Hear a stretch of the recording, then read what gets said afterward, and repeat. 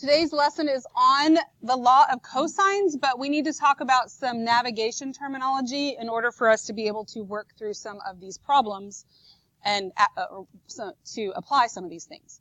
So we've been talking, the angles that we have been talking about mathematically on the coordinate plane for a unit circle, we start here at 0 and we rotate this way positively, right? So that's mathematically. Any angle that we go and substitute and use in an equation or a formula has got to be like the math angle, okay? They're all kind of math angles, but I don't know a better way to say that really. So when we can talk about them differently though, but we have to make sure that we translate them back into starting at 0 on the positive x-axis. So in navigation, when you're talking about ships and planes and whatnot, direction is often referred to as bearing. Plane was flying on a bearing of whatever. And this little letter, this is a Greek letter that represents bearing, this is the Greek letter beta. Okay, so beta represents bearing. So bearing can be handled a couple of different ways. Bearing is measured clockwise from true north when additional north, south, east, west info is not given. So if we don't say anything about north, south, east, and west, but we use the word bearing, it's flying on a bearing of 65 degrees, then that tells me that I'm not measuring it like we have been with the unit circle. Bearing, when it's just an angle, goes from true north. So this is north. This is the way I learned them in case you don't know which what. Never eat soggy waffles. Or whatever works for you, okay? There you go. So there's your north, south, east, and west. Well, we have a bearing of 65 degrees. That means we start from true north and we rotate clockwise so that 65 degrees, this right here is what is 65 degrees. That is an angle on the coordinate plane. It is not in what we consider standard position, like your math angle that I was trying to say. Really, it's a standard position angle. So if I needed to use that angle to substitute it into a formula, I would not use 65 degrees. What's the angle I would use?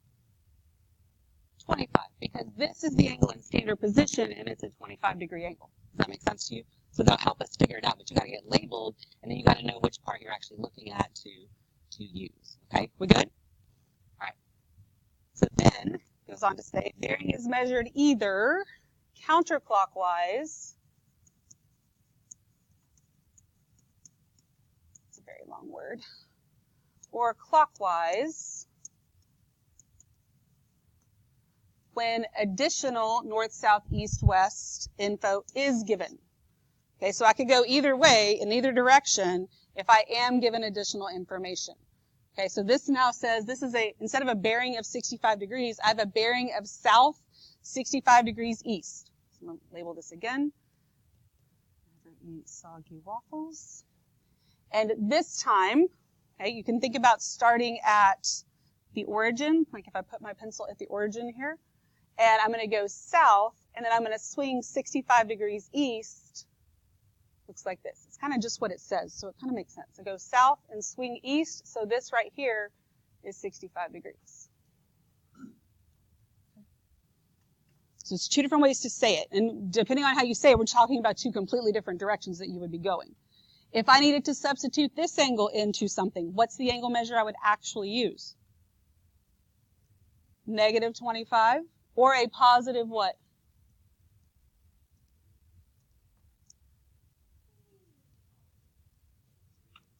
.335. So a positive 335 or a negative 25, but either way, that's the angle that's like your standard position angle. Okay, we good? Does bearing make sense? So we come back and talk about this a little bit more later on too, but some other terms that are kind of important now, oh my earring fell apart, is the direction a vessel is pointed. So the direction you're going, the direction you're heading, like I'm heading that way. Y'all ever heard that term? It's called your heading. So that's why we say that. Okay? That's the direction the vessel's pointed. So let's say that I'm in a little rowboat and I'm trying to cross directly across a river. Okay, and there's some current in this river. And I can row my little heart out and point directly across to the other shore, but chances of me actually going directly across kind of slim, right? So I'm heading that way, but then the current's actually pushing me, and I'm actually going like this instead of like that. Does that make sense to you? So you've got your heading, like where you're trying to go, and then you have your course, which is the actual direction of the vessel. Make sense? We good? Yes. All right. So that's we need the bearing mostly for that, but now let's go look at the law of cosines. This is going on page 94 when we're done. So just like when we started law of sines, I'm going to show you where it comes from. Okay, same triangle we started with for law of sines. I need to be able to just use the A's, B's, and C's, but to get there, we're going to develop it. So I'm going to draw in the height, and I'm going to name this point D, so I have something to call it. This time I also want to label these two pieces down here. So the length AD, if I call it X, I need to label DB as something, and it can't be Y. I'm not going to just throw in another variable. I need to use the variables I have there to label this. So if this is X, what could this be? I cannot throw in another variable. No, because they're not congruent. DB. What's the length of DB?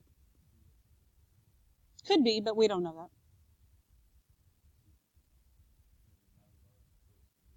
that.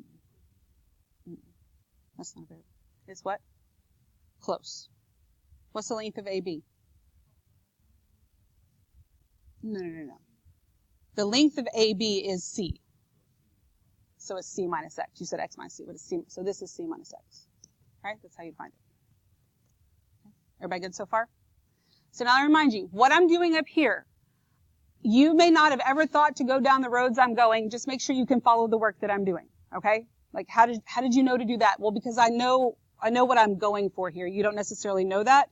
So I don't want you focused on, I would never think to recreate that. That's fine. You don't have to. I just want you to stay with me, make sure you understand the math, and that you believe me that this is where it's coming from. Okay? So we're going to start with triangle CDA. And I'm going to set up the Pythagorean theorem here. So for CDA, this little triangle right here.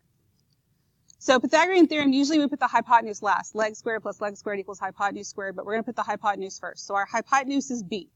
So we're going to have B squared equals X squared plus H squared. Okay, everybody agree with that? Then I'm going to use this angle, and this time I'm going to do the cosine. So the cosine of angle A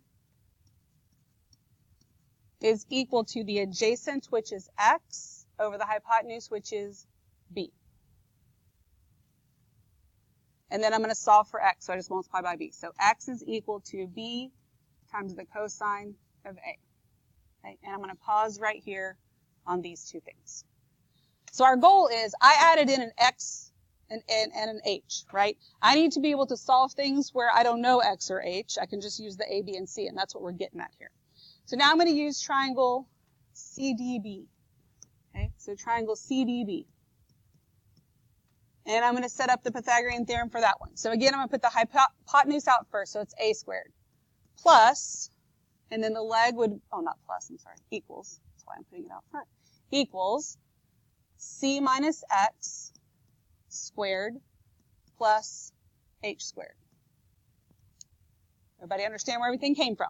That's the main thing, is understanding where it came from and understanding that the work I'm doing is legal. All right, so now I'm going to take that binomial and I'm going to square it. When I square it, do I get C squared plus X squared?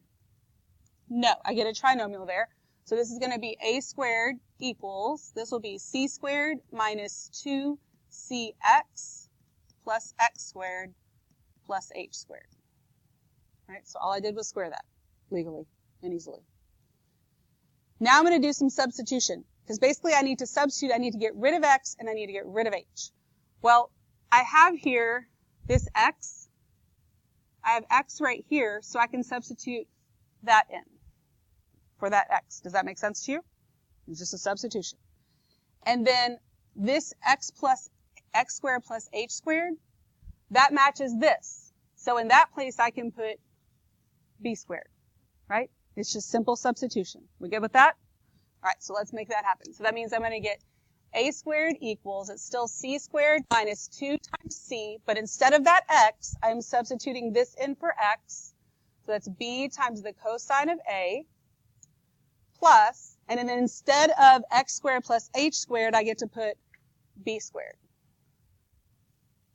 So this got substituted and that got substituted. Okay, everybody okay with that? And then I'm just going to move things around to kind of clean it up because we usually go alphabetically and least to greatest and all that, or greatest to least, that kind of thing.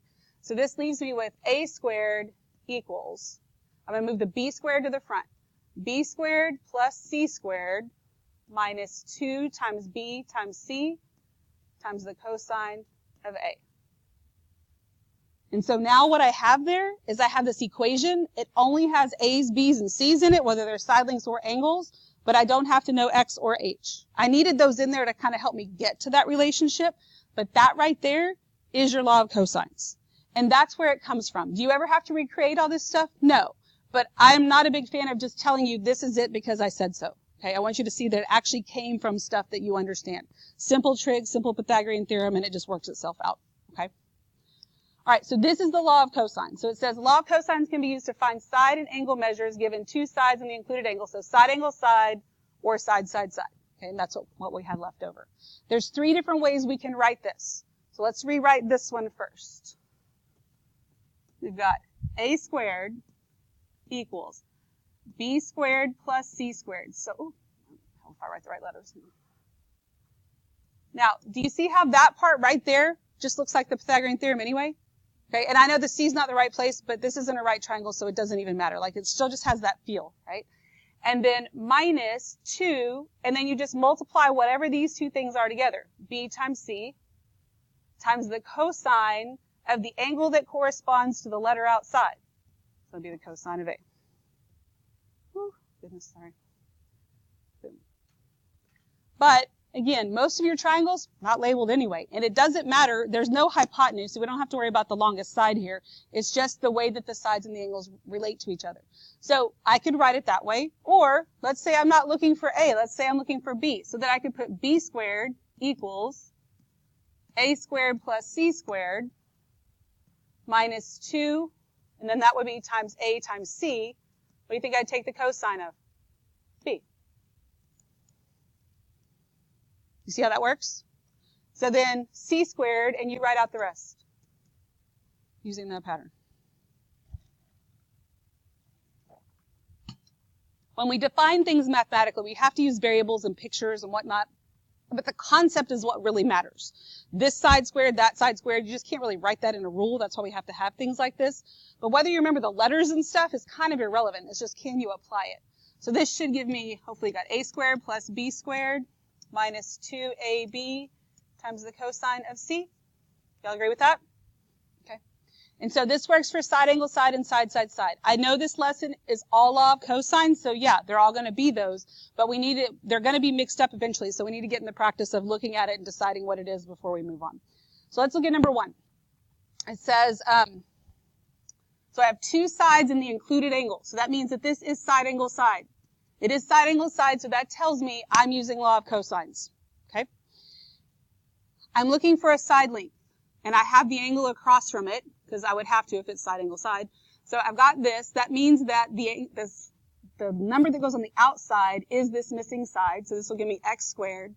That's equal to these other 2 sides squared and added together, so 16 squared plus 28 squared.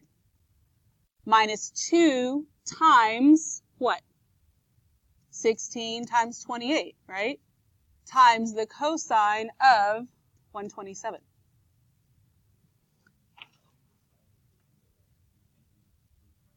No, you can. It's side angle that you can't. If the angle's included, you can. If the angle's not included, then you can't. It's in between the two. It's included in here, in between them. Kinda. Once you know the law of cosines, then it's just plug and chug. That's all it really is. So now at this point, you don't have to write down any other work. I mean, this is considered a calculator question. So you can do it all the rest of it in one step on your calculator. If you just use that square, go ahead. Once you find all the stuff on the right, you'd have to take the square root of it, right? if you just start under a square root sign, so just do the square root and literally type this in like this, 16 squared plus 28 squared. Like, don't do any math in your head or ahead of time. It's a waste of time. Just square root, type all that mess in, and boom, there's your answer.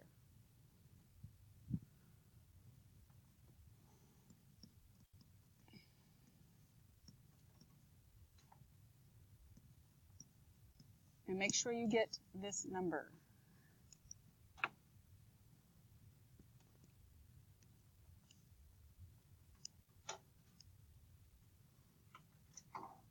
Oh, Lord.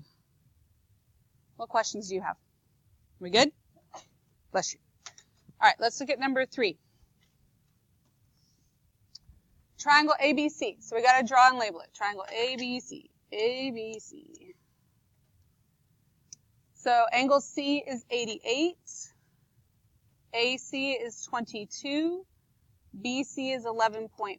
And I'm looking for AB.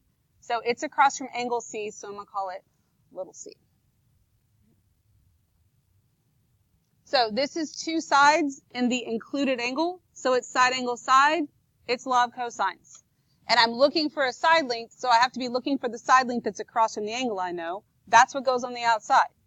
So c squared equals, and then you see if you can write down the rest.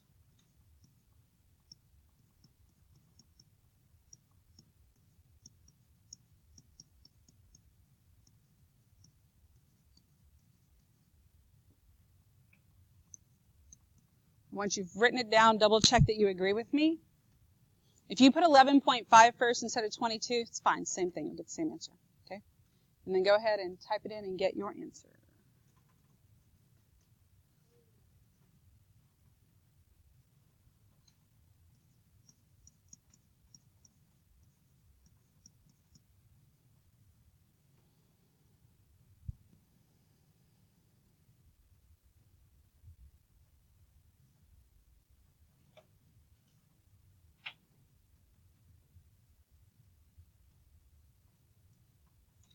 Okay, so this is pretty, I mean, once you got the formula, like you substituted in, but in the end we got C equals this. Did anybody ask me for C? No, they did not. I labeled it C, which is fine. I could have left it as AB, but in the end, I have to make sure that I actually answer the question that's being asked. Like, it's totally fine that I used C there, but they didn't, I mean, if I can say C equals, like, big whoop, nobody asked me for that. They asked me for AB. Okay. Are we good? What questions do we have? All right. Let's look at number 4. So now we're going to find an angle measure. So this one, I'm given all 3 sides. That means this is very clearly side, side, side, which means that it is law of cosines. And I can find any one of the 3 angles. I'm looking for x. This angle is across from 10. So I'm going to have the cosine of x, which means 10 has to be the number that's on the outside, right? So on the outside, when I set this up, this is going to give me 10 squared equals, and then I square the other 2, 11 squared plus 13 squared minus 2 times 11 times 13 times the cosine of x. Now on this particular problem, we are going to write down more than I would expect you to, because I felt like when I was just saying it last period that I don't know that everybody was kind of getting it, or maybe they were, but they don't always respond to me a whole lot. So what we're going to do right now, okay, we're going to do this in a few steps like my way, and then you can do it however you want. I don't care. But I want you in your calculator to do 10 squared minus 11 squared minus 13 squared. Basically, I'm subtracting these 2 things over to the other side. Okay? So just 10, literally 10 squared minus 11 squared minus 13 squared.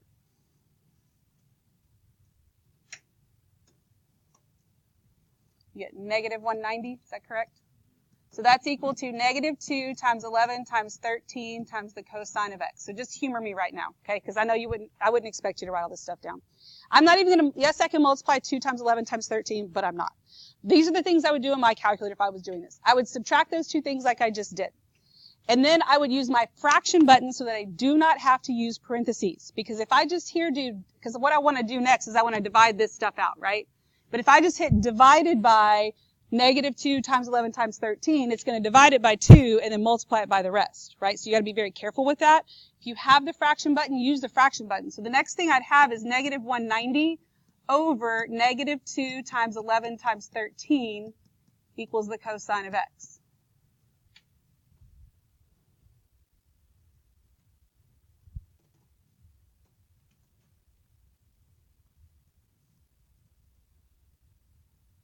So then that gives me 95 over 143 is equal to the cosine of x.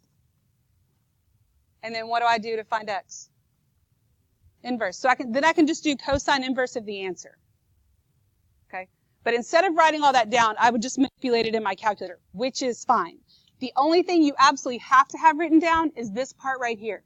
You want to write down other steps, you can, but you absolutely do not have to. Just know how to manipulate your calculator correctly and accurately, and you'll be good. Okay? And you can do it however you want. That's just a suggestion there. So in the end, we get that x equals what? 48.369. Should I put degrees on this? No, why not? Because it already has degrees in it. If I put degrees here and I substitute it in, then it's degrees squared, and that makes no sense, so it's just 48.369. All right, we good on that? Yes? All right, good. Flip it over. Let's look at number 6. Okay, I've got triangle RST. I'm going to label it RST. RS is 9, ST is 14, RT is 6. I'm looking for the measure of angle R, so I'm going to call it theta. So this is side, side, side, which tells me law of cosines. I'm looking for angle R, or theta, therefore the side that's across from it is the one that's on the outside of the equation. So that's 14 squared. And then I square and add the other one, so 6 squared plus 9 squared minus 2 times, and then I multiply those two together, 6 times 9 times the cosine of theta. And then you do your thing, and you find theta.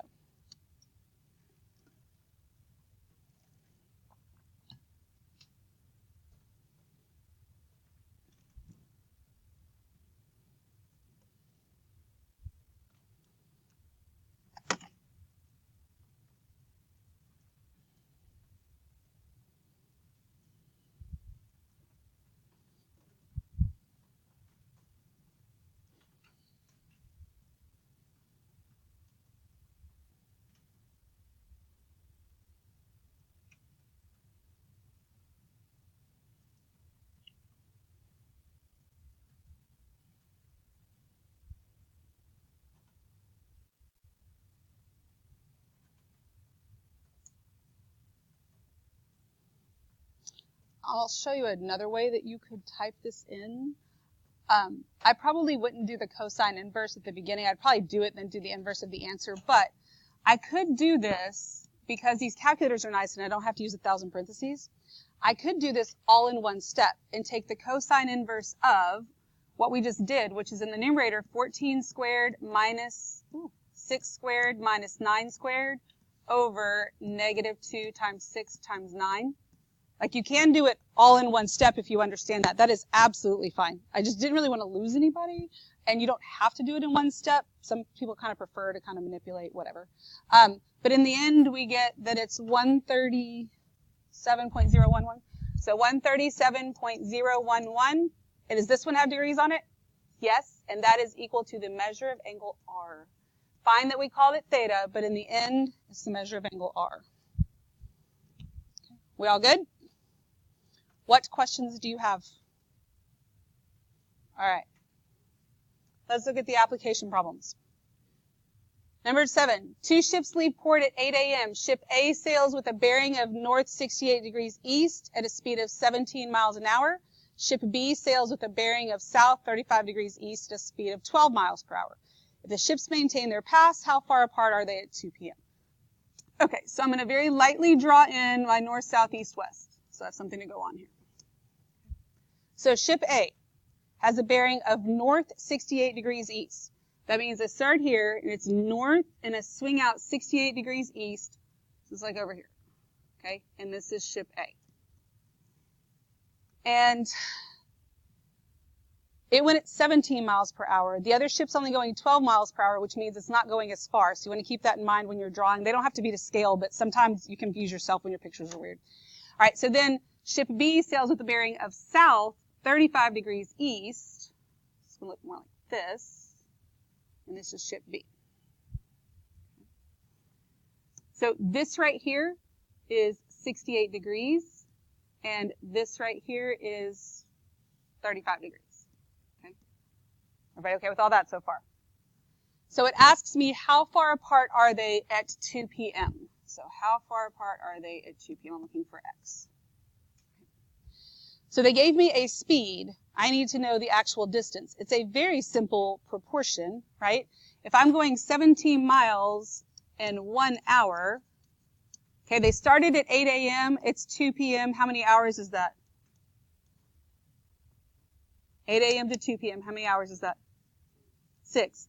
So that I go 17 miles in 1 hour, I want to know how many miles do I go in 6 hours, right? And what is 17 times 6? 102. So this length is 102, 102 miles. So then you do the same thing, but with 12 miles per hour. So 12 times 6 is 72, and this is 72 miles. Okay. So I have those two side lengths. I'm looking for a third side length. I don't know this angle right here, but can I find it? Yes. How do I find it? Good. Add them together, subtract from 180. So what do you get? 77. So now you have a side angle side situation, which means it is law of cosines. Okay? What goes on the outside of the equation? X. So I get x squared equals, square the other two sides, 72 squared plus 102 squared minus 2 times 72 times 102 times the cosine of 77.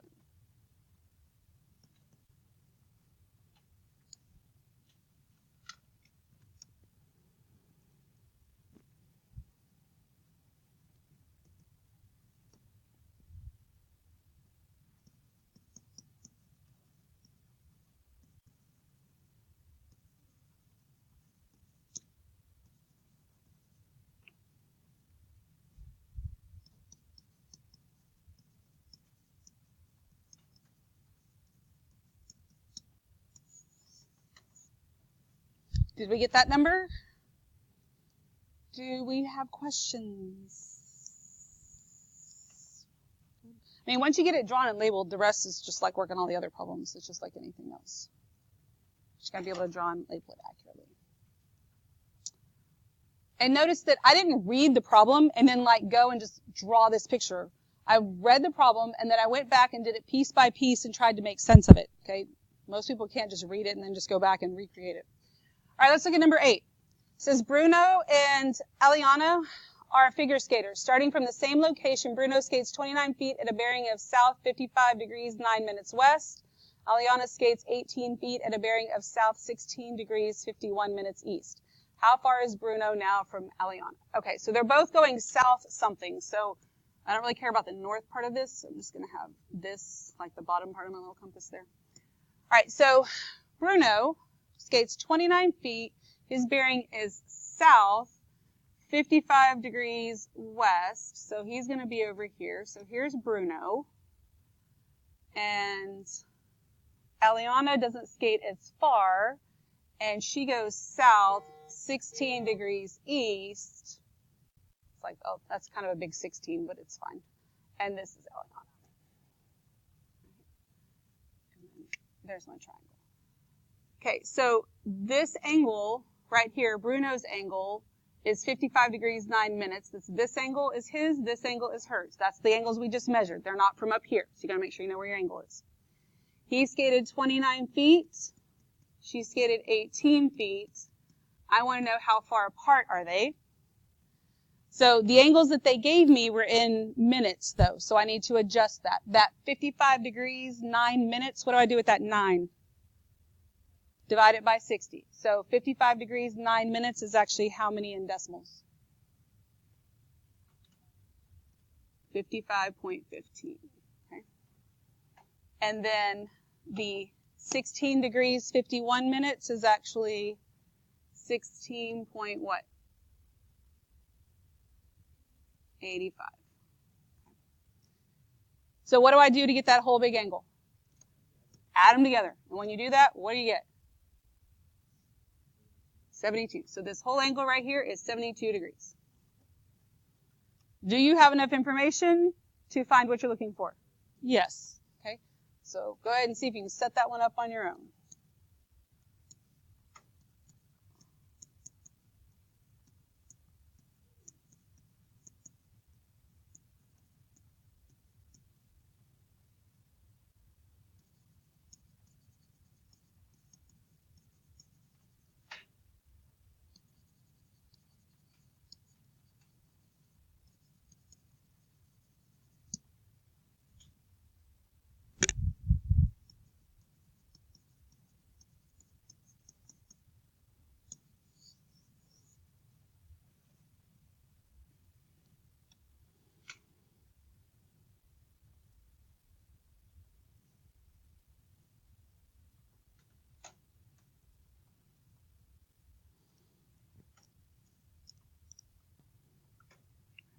What questions do you have? Anything? We're still punching buttons. Okay. All right, so let's look at number 9. Helicopter spots 2 landing pads below. The straight line distances from the helicopter to the pads is 14 miles to landing pad A and 8 miles to landing pad B. If the landing pads are 20 miles apart, find the angle of depression from the helicopter to landing pad B. All right, so there's nothing about north, south. There's not a bearing in here anywhere. Okay, so we don't need to worry about that. So here is your helicopter, right? And then we have 2 landing pads, A and B. So the straight line distance means the actual distance from the helicopter to the landing pad, like the hypotenuse thing, not a ground distance or anything like that. So 14 miles to landing pad A, so this is 14. 8 miles to landing pad B. And they are 20 miles apart. So it says find the angle of depression from the helicopter to landing pad B. All right, is the angle of depression from the helicopter to landing pad B inside that triangle? No, but we're only capable of finding angles inside the triangle right now, but we could find them and then we could use them, right? When you have an angle of depression, it's always measured from a what? Horizontal. So the angle of depression from the helicopter to landing pad B, we got to look straight ahead, then we look down. We're looking for this angle right here. So in that triangle, is it going to help me to find angle H? No, because if I found angle H, I wouldn't know what to subtract it from to get that angle of depression, because it's not 180, it's not 90, like I don't know what it is. What angle is going to help me? Angle B. Why? Okay, because they're what kind of angle pair? Alternate interior angles. Yes, so these are congruent because these are parallel lines and those are alternate interior angles. So I actually want angle B. Does that make sense to you? And I don't have to subtract it from anything. Angle B is my answer. I mean, it's not that in that physical place, but it's going to have the same measurement. So if I can find angle B, that's my answer. So that means that what number goes on the outside of my equation? Yes, B squared, so it'd be 14. Okay, good. So 14 squared equals 8 squared plus 20 squared minus 2 times 8 times 20 times the cosine of angle B. And you go from there, see if you can figure out the rest there.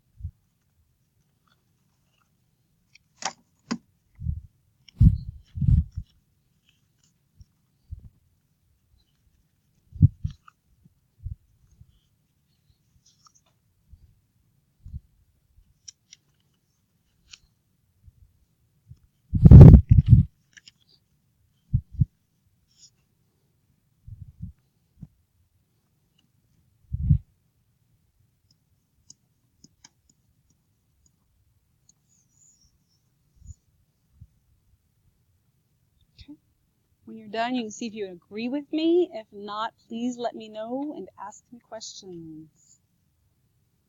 What questions do we have? Anything? How did I do it? Okay, so then you type it in and show me what you're doing. Because there's lots of different ways you can do it, so I'd rather just tell you what you need to fix. Does that make sense? I'll show you what I did, but